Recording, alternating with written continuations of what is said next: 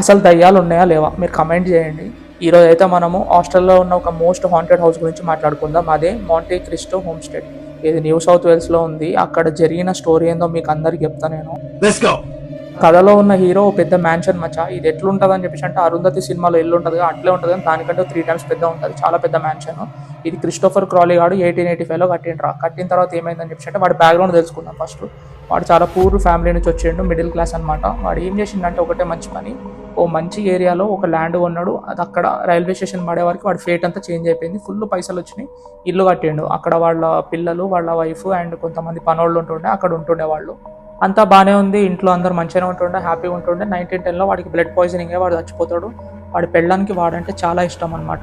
ఆమె లిటరల్లీ వాడు చచ్చిపోయిన తర్వాత మొత్తం బ్లాక్ డ్రెస్ వేసుకుంటుండే. బయటికి కూడా ఓన్లీ 2 times వచ్చింది ఆమె. అసలు ఆమెను ఎవరు చూడకపోతుండే వాళ్ళ సర్వెంట్స్ తప్ప. అండ్ వాళ్ళ సర్వెంట్స్తో కూడా ఆమె చాలా హార్ష్గా బిహేవ్ చేస్తుండే, రూడ్గా బిహేవ్ చేస్తుండే. అండ్ తను ఒక రూమ్లో కూర్చొని ప్రేయర్ చేసుకుంటూ కూర్చుంటుంది, అసలు బయటికే రాదు. అయితే దాని తర్వాత కొన్ని ఇయర్స్ ఆమె బతుకున్న రోజులు ఏమేమి ఇన్సిడెంట్స్ జరిగినా మీతో చెప్తాను. ఫస్ట్ ఏమైందని చెప్పేసి అంటే స్టేర్స్ మీద నుంచి ఒక ఆమె కింద పడి చచ్చిపోతుంది.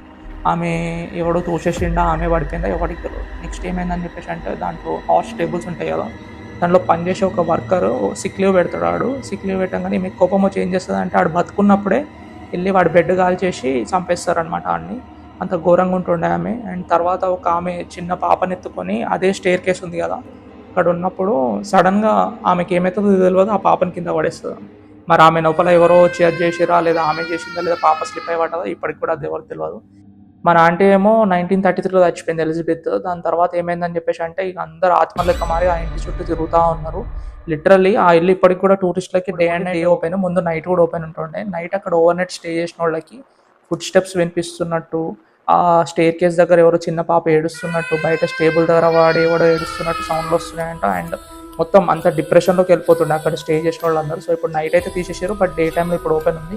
మీరు ఎవరైనా ధైర్యం ఉంటే వెళ్ళి అక్కడ ఎక్స్పీరియన్స్ చేసి ఎట్లా అనిపించిందో నాకు కమెంట్ చేయండి, ఓకేనా? బాయ్.